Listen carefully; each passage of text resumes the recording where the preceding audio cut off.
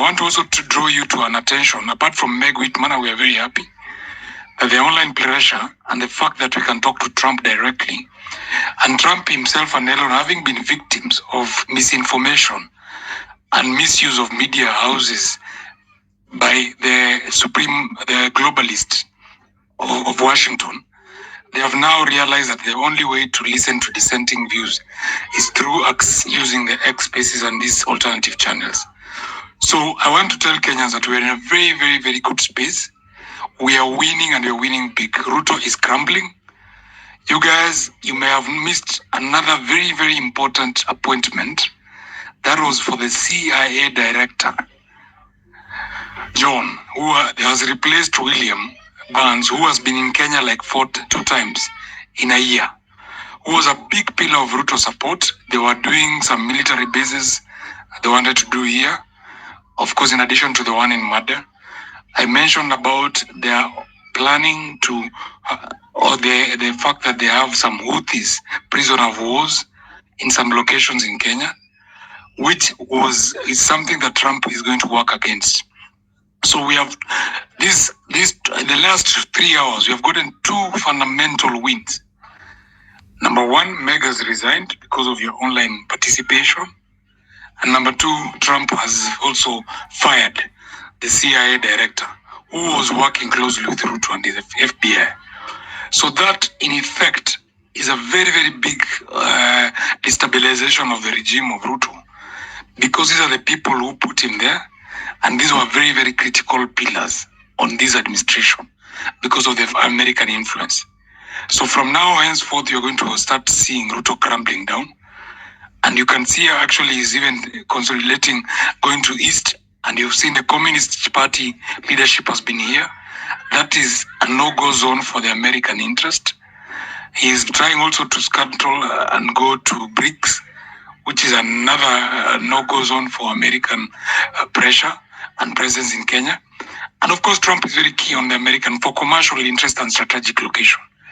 But his style will be very different from a dictator and a human rights abuser vis-a-vis Biden, who was very using a laissez-faire, or rather do it your way kind of attitude, and being supported and lied to by Meg Whitman, who has been a great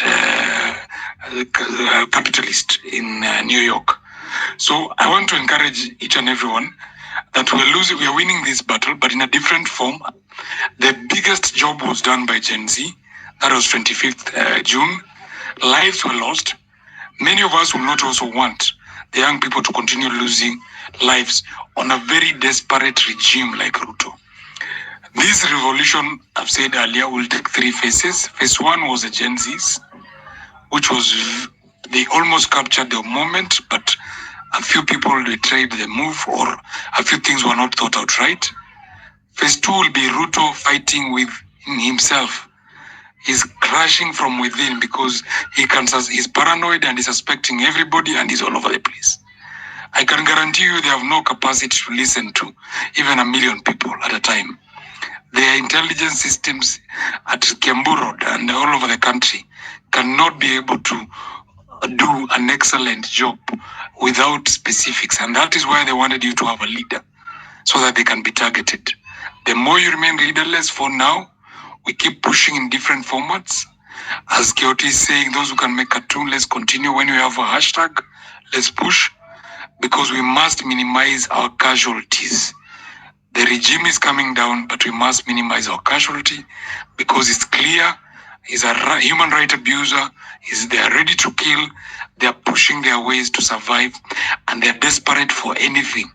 Yesterday, you saw him talking about Nairobi River. He had said that within a few months, they should have some fish. It is not tenable. He's firing everybody, bringing any other people. These are signs of a desperate regime who are clueless. And the more the people have suffered, the more they have been able to steal the loot. So guys, in my parting shot, I want to say that I want to encourage all Kenyans to continue doing what they're doing in whatever forms we can do. Let's not feel desperate and hopeless. We're already achieving 90% of the job. 10% is just remaining. And this thing is now an autopilot. Ruto is crumbling. because he cannot get revenues. We must triple him any revenues. Schools, children are not going to schools. He's now become an MCA. He's talking about schools. He's talking about feeding programs, electricity programs, they already abandoned them. The roads projects are all stuck. University children are suffering and parents. Lecturers on the street, it's going down. Guys, it's going down. Let's not lose hope. What he was trying to employ is a Stockholm syndrome of making all of you suffer until you start praising your captors. But I thank the Kenyan people and the Kenyan youth have been relentless. KAT, please take courage. Continue pushing the movement. It's never easy, especially when you feel betrayed or let down by people. People are able to manage things differently. But as a leader, now that you are taking this role, please continue doing your role.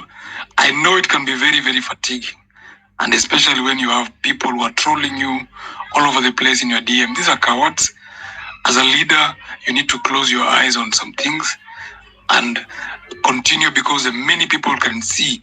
They are giving you the evil eye because they can see your star is rising. Keep going, and destiny has a good purpose for many of you who will remain steadfast. Those who will sleep with the regime, they will go down with the regime. Those who have betrayed the movement, and you've seen them, we'll see them by the colors, because it's a longer term game. But eventually you'll take the trophy. So guys, keep going. I will land there and give other speakers to talk. But guys, you're winning. Keep going. You're winning. Okay, thank you so much, Kenyan Leaks. And of course, personally, I do agree with you. And so it is up to us actually to take all the roles that we can to ensure that we're keeping our hopes and the revolution alive, because we can't actually depend on probably people who might be compromised, because if we depend on compromised people, then we are going to fail. And so at this point, let us actually remain leaderless as we've been. We remain partyless and try to come up with the way forward, because it's taking time. It's really taking time. And the more we take time, the more these people are reorganizing and re-strategizing. So those bills that they are proposing to extend their term limits, those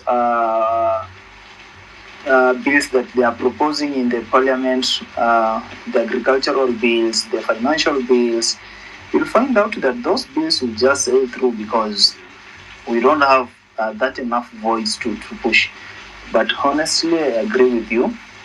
Let us do all the activism we can, digitally, on the ground, even in prayers. And so, Majama, let us try to wake up. Yeah? We've lost a lot of friends in this struggle. Some of them are rotting currently as we speak. They're decomposing. And what they wanted is they wanted to have a better nation. A nation whose leaders will account for the taxes and everything that they are doing. A nation that will not see our sportsmen being stranded outside there. A nation where education is not for the rich only. Because honestly, as we speak now, everything is in a shambolic manner. Everything is in a mess state. And so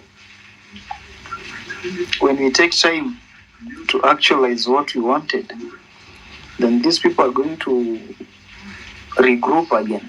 Yeah. You've seen what is happening now. We have a leader who wants to go for an AU job, for chairmanship in the AU. The person now wants to use taxpayers' money, billions of money, to go and clinch that seat. But remember, these people, the only interest they are having now is their only personal interest. They don't have interest of the people at heart. They don't care whatever happens to you, whatever happens to me, it's none of their business. As long as they get what they want, they are good to go.